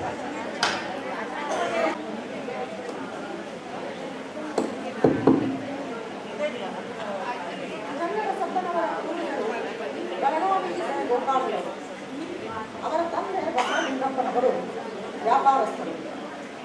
ಇವರ ಹೆಂಡತಿ ತಿಪ್ಪವ್ವ. ಇವರಿಬ್ಬರಿಗೆ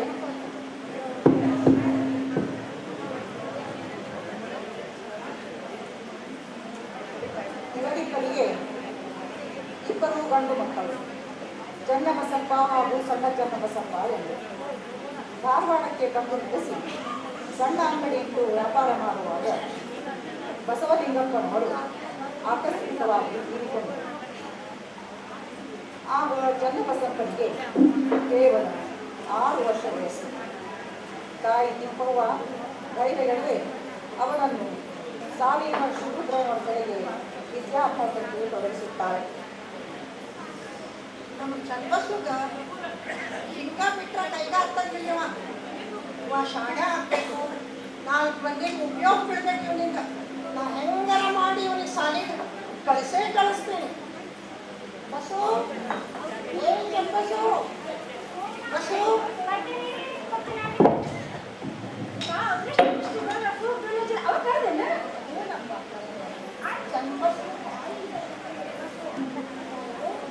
ನೀನು ವಿದ್ಯಾಕಲಿತು ಜಾಣ ಆಗ್ಬೇಕು ಮಗನೇ.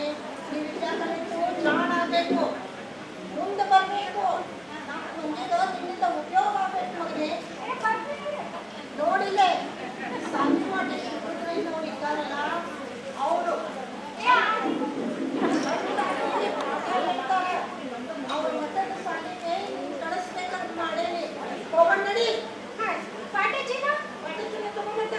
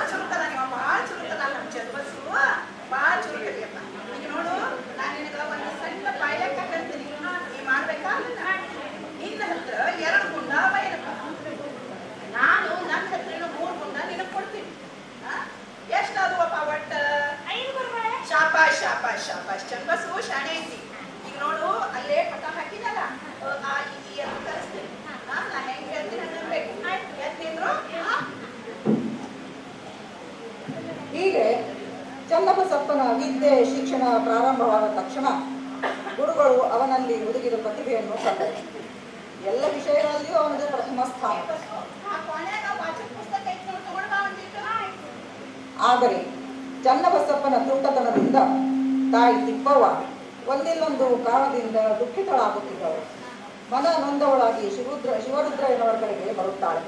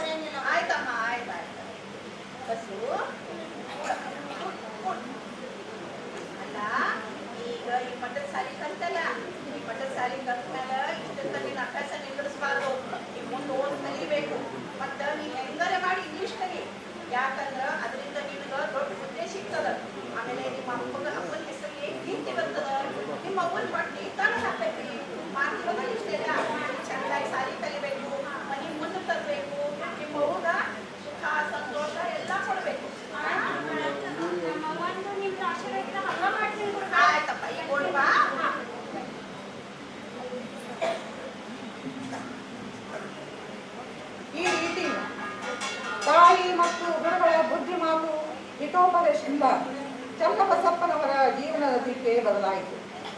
ಇಂಗ್ಲಿಷ್ ಕಲಿಯಲು ಪುಣೆಗೆ ಹೋಗಲು ನಿರ್ಧರಿಸಿ ಕಾಲ್ನಡಿಗೆಯಿಂದ ಹೊರಟೇ ಬಿಟ್ಟ. ಕಷ್ಟಗಳನ್ನು ಅನುಭವಿಸಿ ಇಂಗ್ಲಿಷ್ ಕಲಿಯೋದಲ್ಲದೆ ಇಂಜಿನಿಯರಿಂಗ್ ಪರೀಕ್ಷೆಯಲ್ಲಿ ಮೇಲ್ದರ್ಜೆಯಲ್ಲಿ ಸೇರ್ಪಡಿಸಿ ಉದ್ಯೋಗವನ್ನೂ ಪಡೆದ. ಆಗ ದಾದಾಭಾಯಿ ನವರೋಜಿಯವರು ಇಂಗ್ಲೆಂಡಿನಲ್ಲಿ ಸ್ಥಾಪಿತವಾದ ಕೂಪಾಸಿ ಎಂಬ ಇಂಜಿನಿಯರಿಂಗ್ ಸಂಸ್ಥೆಗೆ ಹೆಚ್ಚಿನ ತರಬೇತಿಗಾಗಿ 5 ಜನ ಭಾರತೀಯ ಪ್ರತಿಭಾವಂತ ಇಂಜಿನಿಯರ್ ಅನ್ನು ಕಳಿಸಬೇಕಾದಲ್ಲಿ ಚನ್ನಬಸಪ್ಪನವರೂ ಒಬ್ಬರಾಗಿದ್ದರು. ಕಾರಣಾಂತರಗಳಿಂದ ಈ ಯೋಜನೆ ಕಾರ್ಯಗತವಾಗಲಿದ್ದಕ್ಕೆ ಅವರು ಹೋಗಲಿಲ್ಲ. ಆದರೆ ದೈವ ಸಂಕಲ್ಪವೇ ಬೇಡಾಗಿದೆ.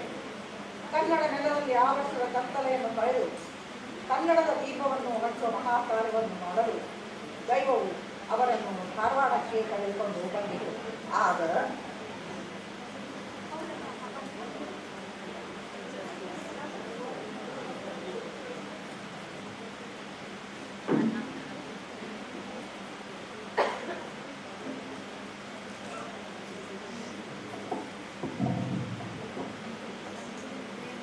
ಭಾರತ ದೇಶದ ಕರ್ನಾಟಕದಲ್ಲಿ ಮಿಲಗುವ ನಾಡೊಂದು, ನಮ್ಮ ಚೆಲುವಿನ ಬೀಡೊಂದು, ನಮ್ಮ ಚೆಲುವಿನ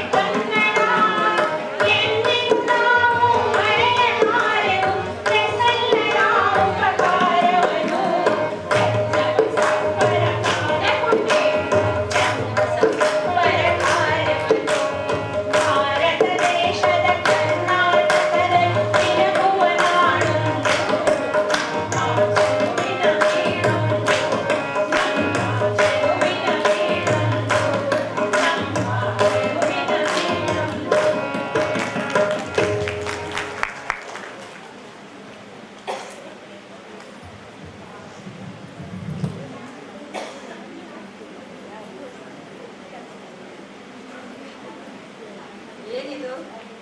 ನಮ್ಮದು ಕನ್ನಡ ನೆಲ, ನಮ್ಮ ಭಾಷೆ ಕನ್ನಡ. ಕನ್ನಡಕ್ಕೆ ಮಹತ್ವ ಇಲ್ಲ. ಛೇ, ಎಂತ ಕೀಳಿಸ್ತಿದ್ದಿ ಇದು. ನಾನು ಕನ್ನಡ ಭಾಷೆನ ಮೇಲೆತ್ತಲೇಬೇಕು, ಮೇಲೆ ತರಲೇಬೇಕು.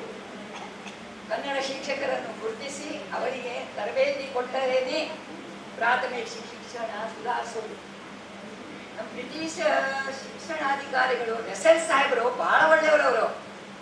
ಅವರ ಮುಂದೆ ಈ ವಿಷಯವೆಲ್ಲ ಇಡ್ತೀನಿ, ಅವರಿಗೆ ಹೇಳ್ತೀನಿ, ಹೇಳ್ತೀನಿ.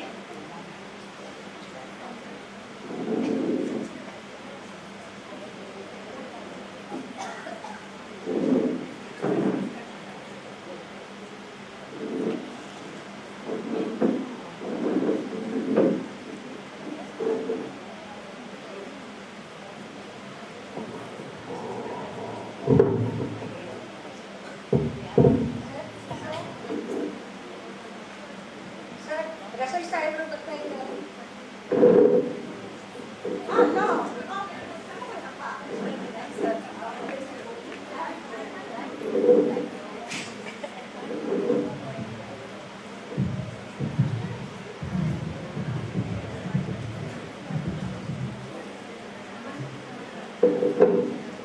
ಚಂದ್ರಬಸಪ್ಪ, ನಿಮ್ಮ ಕೆಲಸ going on? ಕೆಲಸ ಬಹಳ ಶ್ರಮ ಪಡಬೇಕಾಗುತ್ತೆ sir. I have to work very hard, sir. Yes, I know it. Channabasappa, ನಿಮಗೆ ಪ್ರೈಮರಿ ಸ್ಕೂಲ್ ಟೀಚಿಂಗ್ನಲ್ಲಿ ಮತ್ತು ಟ್ರೈನಿಂಗ್ನಲ್ಲಿ ತುಂಬ ಎಕ್ಸ್ಪೀರಿಯನ್ಸ್ ಆಗಿ ಬಿಟ್ಟಿದೆ. ನೀವು ಧಾರವಾಡನಲ್ಲಿ ನಾರ್ಮಲ್ ಕ್ಲಾಸ್, ಬೆಳಗಾಂನಲ್ಲಿ ನಾರ್ಮಲ್ ಸ್ಕೂಲ್ ಮತ್ತು ಟ್ರೈನಿಂಗ್ ಕಾಲೇಜ್ನಲ್ಲಿ ಪ್ರಿನ್ಸಿಪಾಲ್ ಆಗಿ ಚೆನ್ನಾಗಿ ಕೆಲಸ ಮಾಡಿದ್ವಿ. ಚನ್ನಬಸಪ್ಪ, ಈಗ ಧಾರವಾಡನಲ್ಲಿ ನೀವು ಡೆಪ್ಯೂಟಿ ಎಜುಕೇಶನಲ್ ಇನ್ಸ್ಪೆಕ್ಟರ್ ಅಂತ ಕೆಲಸ ಮಾಡು. I think Channabasappa, you are the proper person for that. I am confident you will do it. ಈಗೆಲ್ಲ ನಮ್ಮ ಸಹಕಾರ, ಸಹಾಯ ಇದೇ ಕಾರಣ ಸರ್. ಅದರ ಸ್ಫೂರ್ತಿ ನಿಮ್ಮದು. ನನ್ನ ಕೆಲಸದ ಕ್ರಿಯಾ ಯೋಜನೆಯನ್ನು ತಯಾರಿಸಿದೆ ಸರ್. ನಿಮ್ಮದು ತೋರಿಸ್ತೀನಿ. Very good. ಅದರಲ್ಲಿ ಪಂಡಿತರು, ಲೇಖಕರು, ಕವಿಗಳು, ಪಂಡಿತರು ಇವರೆಲ್ಲ ಇದೆ ಸರ್. ಅವರೆಲ್ಲ ಸಹಕಾರ ಸಹಾಯದಿಂದ ಈಗ ಬಾಳೆ ಮಾಡಿದೆ ಅಂತ ಒಂದು ವಿಶ್ವಾಸದ. Very good, very good. ಈ ಜನರ ಭಾಷೆ ಕನ್ನಡ. ಅವರೆಲ್ಲರೂ ಕನ್ನಡವನ್ನು ಕಲಿಯಬೇಕು ಮತ್ತು ಕನ್ನಡ ಗಂಡು ಮಕ್ಕಳ ಟ್ರೈನಿಂಗ್ ಕಾಲೇಜ್ನಲ್ಲಿ ಸರ್ವಿಸ್ ಕ್ವಾಲಿಟಿ ಚೆನ್ನಾಗಿರಬೇಕು. Yes sir, yes. ಸೊ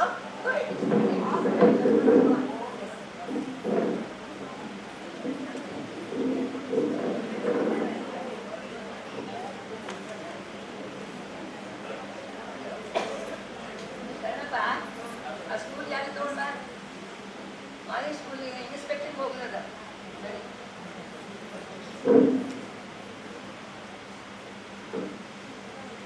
ಹೀಗೆ ಈ ಮಹತ್ ಕಾರ್ಯವನ್ನು ಅವರು ಅತ್ಯಂತ ನಿಷ್ಠೆ, ಆತ್ಮವಿಶ್ವಾಸದಿಂದ ಮಾಡಿ ಕೀರ್ತಿಶೇಷರಾದರು. ಕನ್ನಡ ಶಿಕ್ಷಣದ ಶತಪುರುಷರಾದರು. ಇವರ ಇಂಥ ಸೇವೆಗೆ ಸಾರ್ವಜನಿಕರು ಇವರನ್ನು ಡೆಪ್ಯೂಟಿ ಚನ್ನಬಸಪ್ಪರೆಂದೇ ಅಜರಾಮರವಾಗಿ ಮಾಡಿದರು.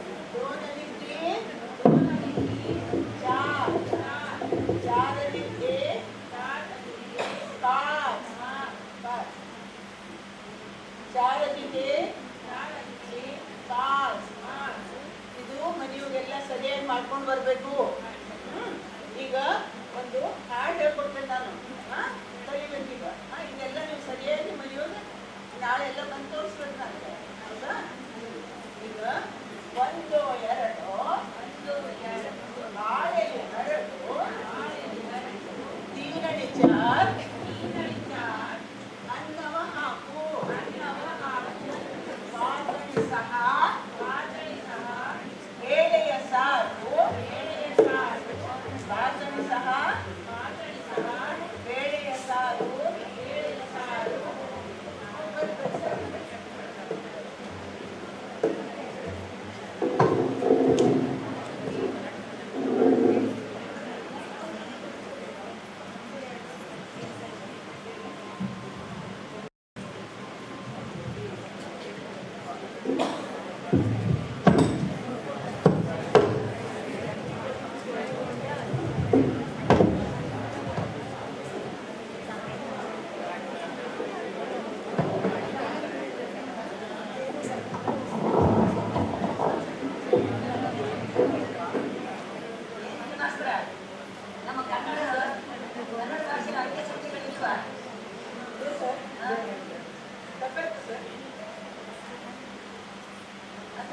ನೋಟಿಸ್ ಕಳಿಸಿದ್ದೆ ಸಿಕ್ಕಿದೆ ಬಂದು ನೋಟಿಸ್ ಬಂದದ ತಪ್ಪಾಯ್ತು. ಅದು ಹೇಳಲಿಕ್ಕೆ ಕಷ್ಟ ಆಗ್ತಿದೆಯಾ ನಿಮಗೆ ಕನ್ನಡ ಸಂಖ್ಯೆ ಇಲ್ಲ ಇನ್ಮೇಲೆ ಕನ್ನಡದಲ್ಲಿ ಹೇಳ್ತೀನಿ ಸರ್.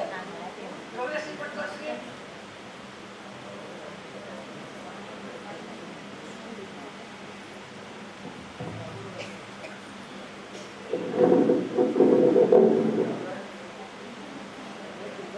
ಅಲ್ಲಿ ಅಲ್ಲ ನಿಮಗೆ ಒಂದು ನೋಟಿಸ್ ಕಳಿಸಿದ್ದೆ ನಾನು, ಯಾವುದೇ ಒಂದು ಕಚೇರಿ ವಿಷಯದ ಕನ್ನಡದಲ್ಲೇ ಬರೀಬೇಕು ಅಂತ.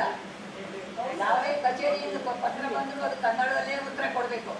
ಹೌದು ಸರ್, ಇನ್ಮೇಲೆ ಹಾಗೆ ಮಾಡ್ತೀನಿ ಸರ್. ತಪ್ಪಾಯ್ತು. ಇದಕ್ಕೂ ನೋಟಿಸ್ ಕೊಟ್ಟಿದ್ದೆ. ಹೌದು ಸರ್, ಬಂದು ಅದ್ರ ಪುಸ್ತಕ ಕೊಡ್ರಿ.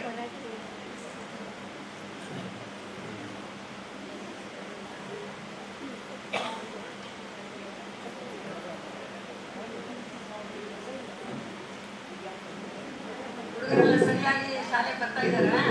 ಬರ್ತಾರೆ, ಕೆಲವು ಮಕ್ಕಳು ಬರ್ತಾರೆ, ಕೆಲವು ಸಲ ತಪ್ಪಿಸ್ತಾರೆ, ಸರಿಯಾಗಿ ಬರ್ತಾರೆ ಅಂತಿಲ್ಲ, ಆದ್ರೂ ಬರ್ತಾ ಇರ್ತಾರೆ. ಆದ್ರೆ ಒಬ್ಬ ಹುಡುಗ ತುಂಬಾ ಜಾಣಿದ್ದಾನೆ, ಆದ್ರೆ ಸ್ಕೂಲಿಗೆ ಬರ್ತಾನೆ ಇಲ್ಲ ಶಾಲೆಗೆ. ಯಾಕಂತ ಗೊತ್ತಾಗಿದ್ಯಾ? ಅಂದ್ರೆ ಮನೇಲಿ ತುಂಬಾ ಬಡತನ ಅಂತ ಆಗ್ತದೆ, ಎಲ್ಲರೂ ದುಡ್ಡಿಗೆ ಕಳಿಸ್ಬಿಡ್ತಾರೆ, ಅವ್ರಿಗದು ಖರ್ಚು ಇರೋದಿಲ್ಲ ಅಂತಂತಾರೆ. ಮಾಸ್ಟರ್ ಅವ್ರ ಮನೆಗೆ ಹೋಗೋಣ.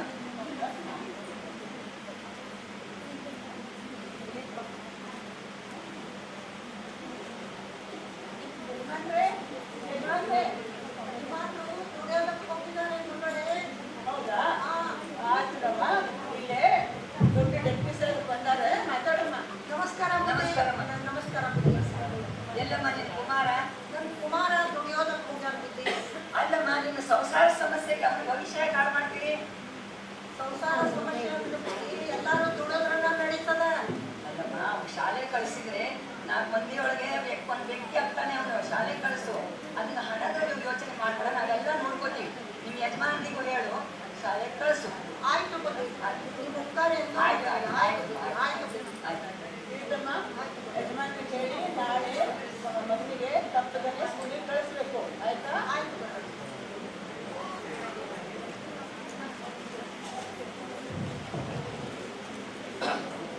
1-11-1833 ಧಾರವಾಡದಲ್ಲಿ ಜನಿಸಿದ ಚನ್ನಬಸಪ್ಪನವರು 4-1-1881 ತಮ್ಮ ಜೀವಿತಾವಧಿಯಲ್ಲಿ ಕನ್ನಡ ನಾಡು ನುಡಿಗಾಗಿ ಹೋರಾಡಿ ಹಚ್ಚಿದ ಆ ಕನ್ನಡ ದೀಪ ಅದೊಂದು ನಂದಾ ದೀಪ. ಅದನ್ನು ಮುಂದುವರಿಸಿಕೊಂಡು ಹೋಗೋದು ನಮ್ಮ ನಿಮ್ಮೆಲ್ಲರ ಹೊಣೆ. ಬನ್ನಿ, ನಾವೆಲ್ಲರೂ ಒಂದುಗೂಡೋಣ.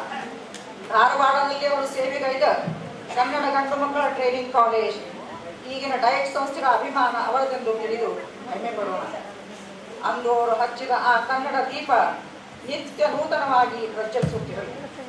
ಕವಿ DS ಕರ್ಕಿಯವರು ಹೇಳಿದಂತೆ ಕನ್ನಡದ ದೀಪವನ್ನು ಹಚ್ಚಿ ಸಂಭ್ರಮಿಸೋಣ.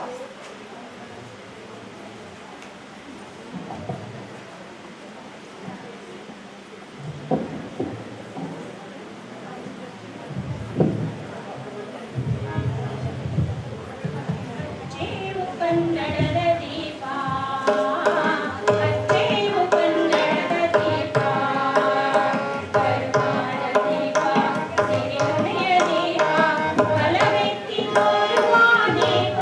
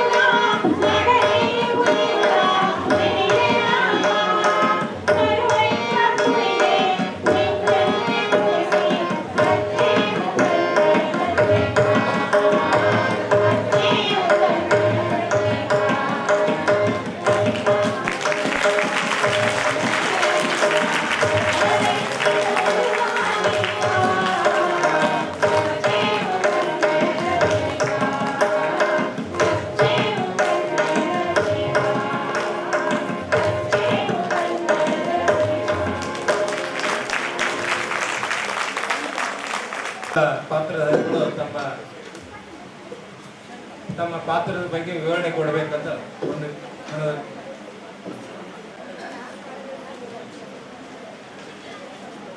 ಎಚ್.ಟಿ. ಚನ್ನಬಸಪ್ಪ ಈ ವ್ಯಕ್ತಿ ರೂಪಕದಲ್ಲಿ ಭಾಗವಹಿಸಿದವರು. ಪ್ರಮುಖ ಮಹಿಳಾ ಮಂಡಲ ಸದಸ್ಯರು ನಾರಾಯಣಪುರ ಅವರ ಸದಸ್ಯರಾದ Shrimati Leela Nayak, doctor Padma Desai, William Allan, Vinoda Nagaraj Pippavva, Suma Kote, ಬಾಲಕ ಜನಪದ, ಸುಲೋಚನಾ ಗೋಳಿಮುತ್ತು, रमा जोशी, पुष्पचंद्रा शर्मप्प सिपाही, गौरादेवी तेंदुलकर हाडुगाटी, वंदना कौटेकर विद्यार्थी, गौरी जाधव विद्यार्थी. ಭಾರತ ದೇಶದ ಕರ್ನಾಟಕದಲ್ಲಿ ಹಾಡು ಬರೆದವರು ಡಾಕ್ಟರ್ ಪದ್ಮಾ ದೇಸಾಯಿ. ಈ ರೂಪಕವನ್ನು ಬರೆದು ಹೆಣೆದವರು ಡಾಕ್ಟರ್ ಪದ್ಮಾ ದೇಸಾಯಿ. ಧನ್ಯವಾದಗಳು. ಈಗ ಈ ಸ್ಪರ್ಧೆಯ ಕೊನೆಯ ಸ್ಪರ್ಧೆ ಗೀತಾ ಭಜನಾ ಮಂಡಳ ಮಾಲ್ಪಟ್ಟಿ ಧಾರವಾಡ. ಇವರು ಈಗ ಏನಂದರೆ PR ವಾಡಪಿಯವರ ಒಂದು ಏಕ ವ್ಯಕ್ತಿ ರೂಪಕವನ್ನು ಮಾಡಿದ್ದಾರೆ. ದಯವಿಟ್ಟು ಈಗ ಪದ್ಮಜಿ ಅವರು ಹಾಗೂ ಸಂಗಡಿಗರು ದಯವಿಟ್ಟು ವೇದಿಕೆಯನ್ನು ಅವರಿಗೆ ಲಘುಬಗೆಯಲ್ಲಿ ಒದಗಿಸಿಕೊಟ್ಟರೆ ಮುಂದಿನ ನಿಮಗೆ ಅನುಕೂಲ ಆಗುತ್ತೆ.